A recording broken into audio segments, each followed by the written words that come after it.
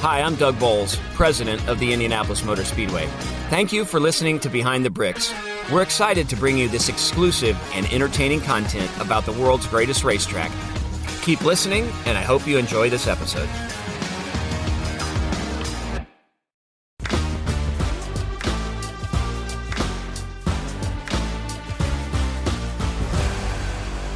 Your day moves fast. Your news should too. That's why there's a new and improved Wish TV app, bringing you more local news, breaking alerts, live streaming, weather forecasts, radar, and Indiana sports, all in one place. Customize your news feed to see the stories that matter most to you and get the information you need when you need it. Download the new and improved Wish TV app today on iOS or Android and take News 8 with you everywhere. Hey race fans, welcome back to another episode of Behind the Bricks. I'm Michael Kaltenmark, Vice President of Marketing here at Indianapolis Motor Speedway.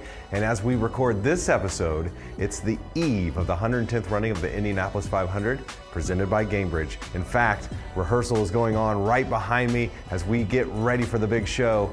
And today's episode is pretty unique. We're going to take you behind the scenes to show you how we make this place safe and secure on race day. After all, this is the world's largest permanent sports venue, and we host the world's largest single-day crowd at 350,000 people.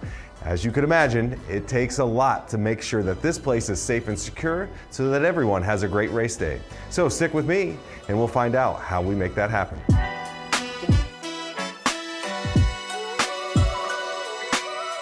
We often think about the Indianapolis Motor Speedway as a proving ground. And it is, and it has been for over a century. Innovation is the lifeblood of this place. Of course, when we say that, we often think about the racetrack.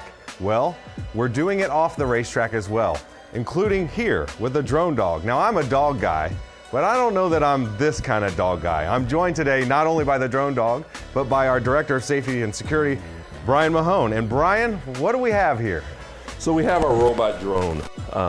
Aslon makes this for us. It's outstanding, right?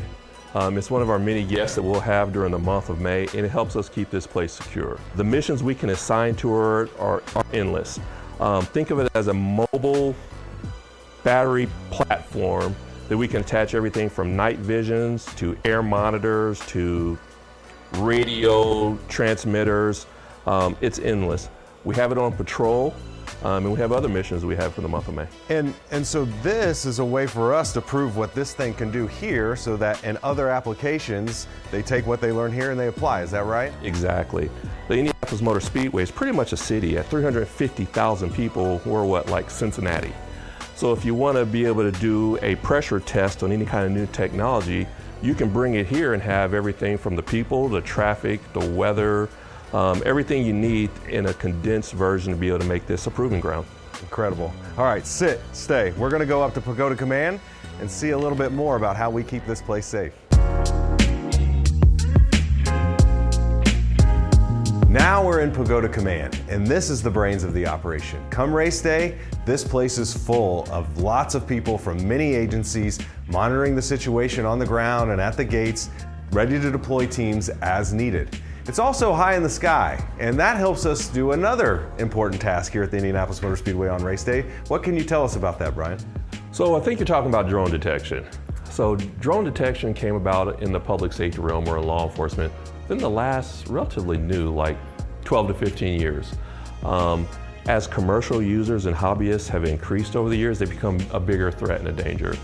We're not always talking about anybody who's trying to do harm to an event. We're just talking about a hobbyist who might lose track of their drone.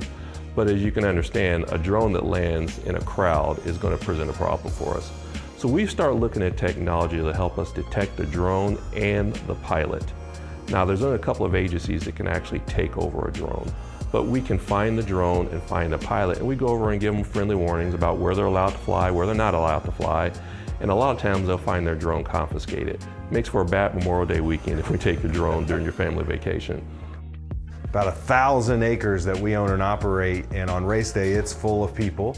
And of course, we want to keep the drones out of that space. We're also monitoring the air quality around the facility. Why would we be doing that? We're looking for anything that shouldn't be in the air. We're looking for particulates, we're looking for different kind of isotopes. We start baselining this place as soon as the checker flag drops. So we start planning for next year. We have our people go around, take readings from all over the city of Indianapolis, all over the town of Speedway, here in the property, and we're looking for any kind of spikes or changes.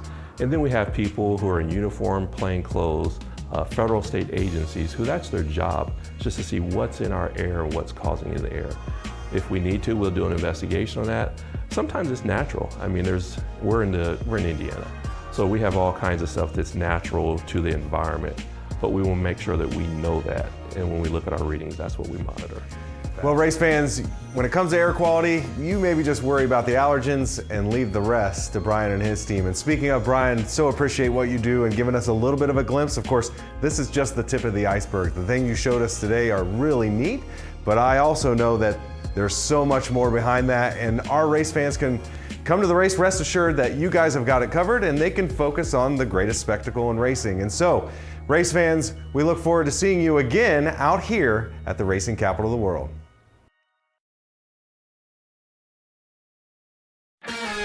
Thank you, fans, for listening to this episode of Behind the Bricks.